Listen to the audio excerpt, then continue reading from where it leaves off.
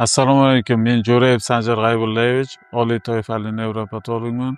20 yildan ortiq ish faoliyatiga egaman. Nevrologiya sohasida insult kasalligi ko'p uchraydi. Insult kasalligi og'ir kasallik hisoblanadi. Bu kasallikda miyada qon tomirlarida tromb tiqilishi yoki qon tomirlarining yorilishi natijasida miyada qon aylanishi buzilib, miyaning ma'lum bir qismida miya hujayralari nobud bo'ladi. Shuning natijasida bemorlarda qo'l oyoqning ishlamay qolishi, nutqning buzilishi, kuchli bosh og'riq kabi belgilar kelib chiqadi. Insult kasalligi og'ir kasallik hisoblanib, dunyoda kasalliklar bo'yicha o'limga olib kelishi bo'yicha 2-o'rinda turadi, nogironlikka olib kelishi bo'yicha 1-o'rinda turadi. Insult kasalligiga olib keladigan sabablar qon bosimi balandligi, ya'ni gipertoniya kasalligi, yurak kasalliklari, semizlik, qandli diabet kasallik hisoblanadi. Insult kasalligini oldini olish uchun birinchi navbatda sog'lom turmush tarziga rioya qilish kerak, ya'ni ko'p harakat qilish kerak. Agar insult kasalligi olib kelinadigan sabablar, ya'ni gipertoniya, qandli diabet, semizlik, yurak kasalliklari bo'lsa,